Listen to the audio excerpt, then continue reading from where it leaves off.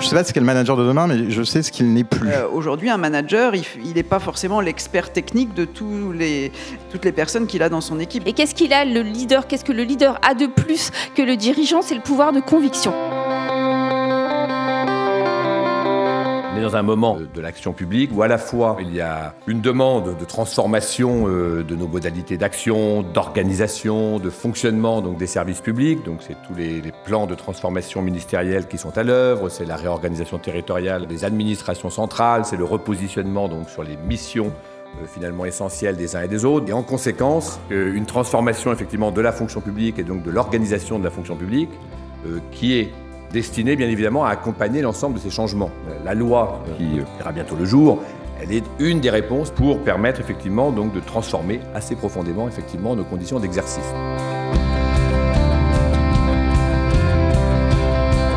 On doit se transformer nous-mêmes. Nous sommes l'objectif de notre propre transformation.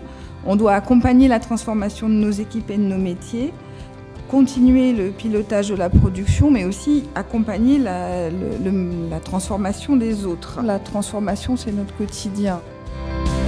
Nos organisations, nos métiers sont en constante évolution et on est en ajustement un tout petit peu permanent.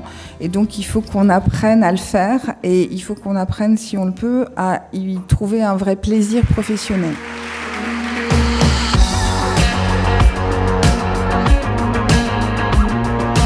Moi, je pense qu'il y a un enjeu assez essentiel qui est que le manager va passer d'une survalorisation de sa compétence technique à effectivement sa compétence d'adaptation, sa compétence d'empathie, sa compétence d'organisation du travail. Le courage managérial, c'est aussi la conscience qu'on a de ses responsabilités. Et ça, je pense que ça vient aussi des formations initiales, au-delà de la posture de la personne elle-même, de sa personnalité, du tutorat ou mentorat, et puis aussi de la vision de l'organisation dans laquelle elle est. Mais derrière, je pense que la formation initiale a beaucoup à jouer à ce niveau-là. Et là, je pense qu'on peut progresser. Ça passe par la reconnaissance du droit de se tromper. C'est vraiment un espace qu'il faut libérer. Échouer, c'est avancer. Et ça, je pense que c'est vraiment quelque chose qu'on a encore un peu de mal à intégrer collectivement et individuellement. Le chef au sens hiérarchique, voilà, c'est celui qui donne les ordres. Donc, alors qu'aujourd'hui, dans un manager, c'est plus uniquement un chef. Un manager peut se tromper et peut progresser, peut travailler avec ses équipes. Je pense que la problématique du courage managérial, elle est liée justement à ce passage du chef au manager.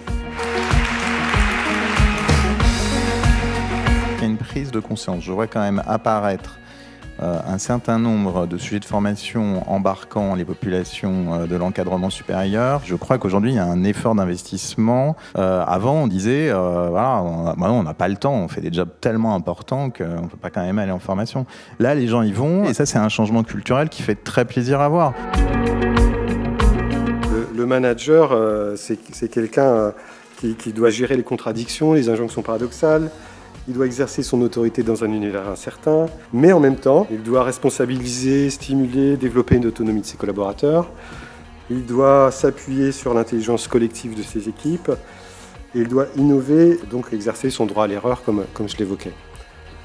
Alors, est-ce que c'est une tâche impossible? Les managers ne sont pas seuls, puisqu'il y a une fonction RH qui s'investit pour venir au soutien de ces encadrants. Des DRH qui sont davantage en posture d'écoute des préoccupations des cadres et des agents.